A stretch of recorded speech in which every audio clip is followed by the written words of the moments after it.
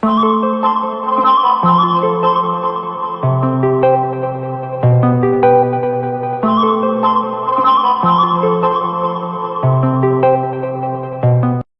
pagi, siang, sore, atau malam Pak Tommy yang saya hormati dan teman-teman sekalian.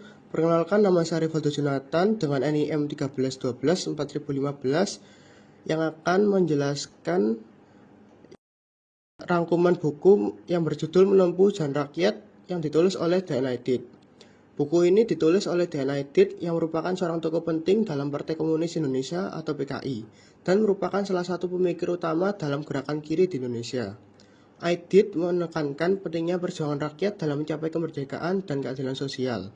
Ia berargumen bahwa kemerdekaan yang diperoleh tidak berarti apa-apa jika rakyat masih terpinggirkan dan tidak mendapatkan hak-hak dasar mereka. Aidit mengajak pembaca untuk memahami bahwa sejarah bukan hanya ditulis oleh para pemimpin, melainkan juga oleh rakyat yang berjuang untuk hak-hak mereka. Ia menekankan bahwa setiap individu memiliki peran penting dalam sejarah dan perubahan sosial.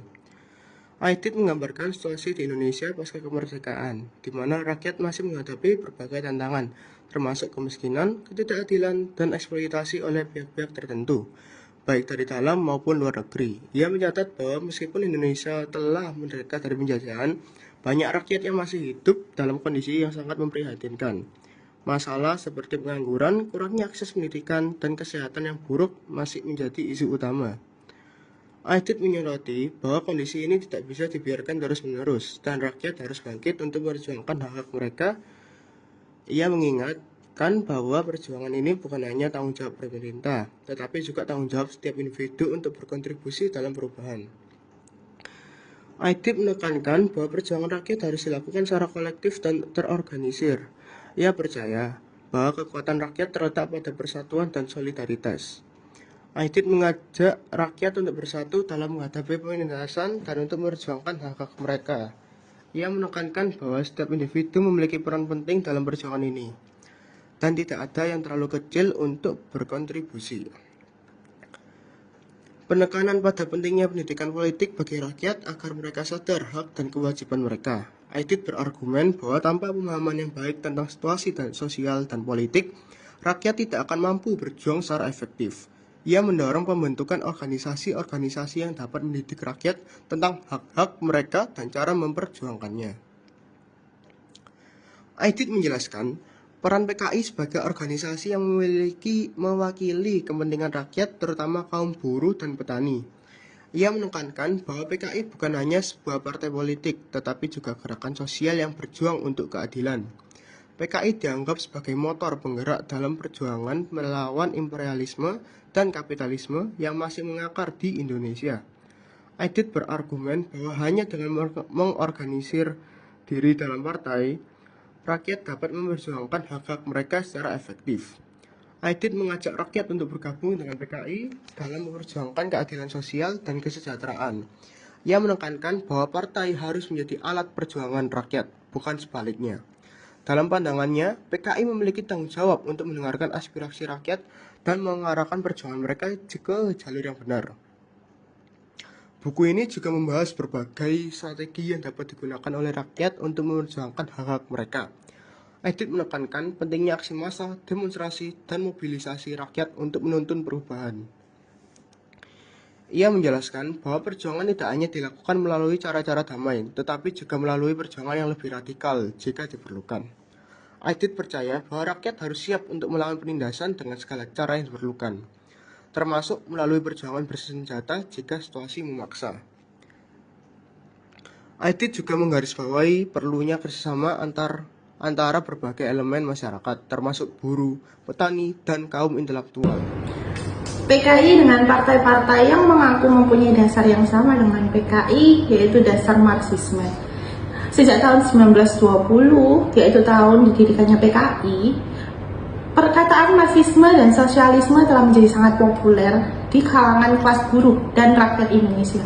Sejak itu, tiap-tiap partai yang mau mendapat pengaruh di kalangan rakyat harus mencantumkan sosialisme sebagai salah satu tujuannya, atau mencantumkan perkataan lain yang dalam penjelasannya dimaksudkan sebagai sosialisme. Sejak PKI itu sendiri didirikan, Tiap-tiap perlawanan terhadap kolonialisme dan imperialisme dicap sebagai perlawanan terhadap komunis. Walaupun yang berbuat mungkin hanya segolongan intelektual saja, tapi orang-orang seperti Ki Hajar Dewantara, Dr. Cipto Mangunkusumo, dan Louis Dekker dan yang lainnya juga pernah dicap oleh Belanda sebagai komunis. Dan juga yang menamai dirinya sebagai komunis untuk menutupi segala macam pengkhianatannya terhadap kelas buruh dan terhadap rakyat. Musuh-musuh kemanusiaan menurut DNA sering mengatakan bahwa kaum komunis mau menghapuskan demokrasi dan mau mendirikan diktator perseorangan atau diktator partai. Tapi menurut DNA ini semua adalah bohong dan adalah fitnahan dari orang-orang yang sudah kehilangan akal dalam mencegah kemajuan sosialisme dan demokrasi. Dari fitnahan ini, dengan sendirinya orang bisa menarik kesimpulan yang keliru sama sekali dari apa yang sebetulnya diinginkan oleh PKI. Jadi, jika dikatakan bahwa PKI menghendaki diktator daripada rakyat atas musuh-musuh rakyat, maka inilah yang benar dan inilah yang dikehendaki oleh PKI. Bukan diktator perseorangan, bukan juga diktator partai, dan juga bukan diktator partai kecil, golongan kecil dan golongan besar. ID juga bertanya-tanya, kenapa PKI menghendaki diktator rakyat Indonesia atas musuh-musuh rakyat? Pengalaman perjuangan rakyat Indonesia selama 44 tahun, yaitu sejak tahun 1908, mengajarkan supaya rakyat Indonesia melakukan diktator atas musuh-musuhnya. Hak berbicara dari musuh-musuh rakyat, dari kaum reaksioner, dari kaum imperialis, tuan-tuan tanah besar, dan agen-agennya yang terdiri dari orang-orang asing maupun orang Indonesia sendiri harus dihapuskan. Menurut DNA hanya rakyat sendirilah, kaum buruh, kaum tani, berjuasi kecil, berjuasi nasional yang mempunyai hak untuk berbicara. Bahkan menurut DNA sendiri, sistem demokrasi yang dikehendaki oleh PKI adalah sistem demokrasi yang dilaksanakan di antara rakyat, kepada rakyat diberikan hak berbicara, hak bersidang dan berkumpul. Hak memilih hanya diberikan kepada rakyat dan tidak diberikan kepada kaum reaksioner. Jadi jika digabungkan, yaitu diktator terhadap kaum reaksioner dan demokrasi bagi rakyat, maka jadilah diktator daripada demokrasi rakyat, atau singkatnya diktator demokrasi rakyat. DNID juga menyebutkan pentingnya sikap PKI terhadap agama di dalam pemerintahan demokrasi rakyat. Dalam program umum PKI dijelaskan bahwa Republik Demokrasi Rakyat yang dituju oleh PKI ialah republik yang menjamin kebebasan beragama. Yang ditentang oleh PKI ialah tiap-tiap usaha imperialis yang mempergunakan agama untuk memecah belah persatuan nasional, seperti yang sudah dilakukan berpuluh-puluh tahun yang lalu oleh Van der Plas dan agen-agennya di Indonesia sampai saat ini. Atas dasar pendirian ini pula, sesuai dengan pendirian berbagai golongan agama di Indonesia, PKI tidak menyetujui adanya dominasi kekuasaan agama yang satu atas agama yang lainnya. DNID juga menyatakan bahwa program demokrasi rakyat mau memberi kedudukan yang stabil pada mereka untuk memperbesar tenaga produktif masyarakat sebagai syarat menuju masyarakat sosialis. Perkenalkan, nama saya Yonatan Andrea Saputra dengan NIM 131240007. PKI dengan kepentingan nasional dan kepentingan tanah air. Di negeri kita orang suka mengutip salah satu ucapan almarhum Presiden Quezon dari Filipina, yang maksudnya supaya kesetiaan kepada partai harus dihentikan di mana kesetiaan pada tanah air dimulai.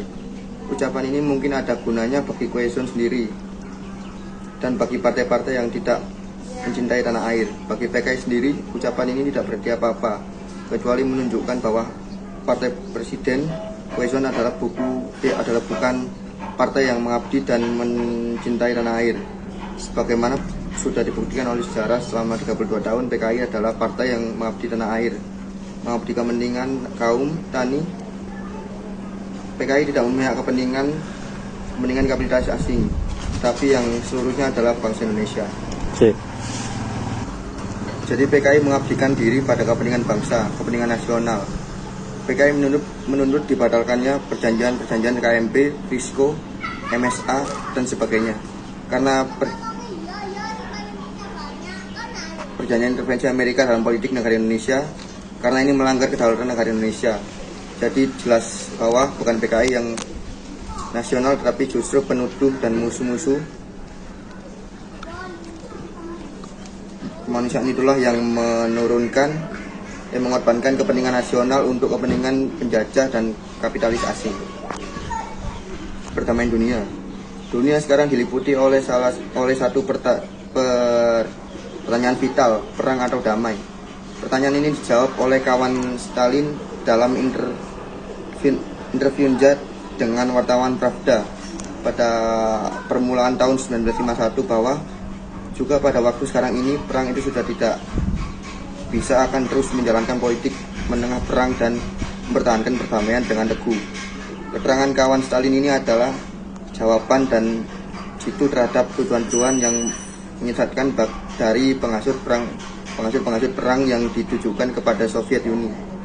Musuh-musuh kemanusiaan mengatakan bahwa Soviet Uni mau menguasai dunia dengan mengadakan perang, dan dikatakan lebih lanjut bahwa kaum komunis Indonesia, yaitu anggota-anggota PKI, adalah alat yang akan memandu Soviet Uni untuk menaklukkan bangsa Indonesia di bawah kekuasaan Soviet.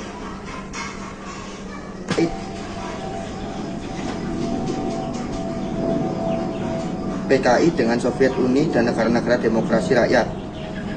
Musuh-musuh kemanusiaan suka menuduh bahwa PKI adalah agen Moskow atau agen RRD. Ini adalah tujuan yang juga sangat rendah, apalagi jika datangnya dari pemimpin partai sosial dan partai buruh atau partai-partai lainnya yang sonder bantuan politik dan bantuan-bantuan lain dari imperialis Amerika. Tidak bisa memegang role yang berarti dalam masyarakat. PKI adalah partai yang demokratis dan secara demokratis pula tiap-tiap politik partai ditentukan oleh PKI sendiri, dengan tiada sedikit pun campuri oleh orang luar tuduhan bahwa PKI agen-agen negara itu atau negara ini. Hanya menunjukkan cara berpikir pemimpin partai bursis yang kolot, yang sudah biasa menjadi agen dan tengkulak negara asing, terutama tengkulak Amerika dan Belanda.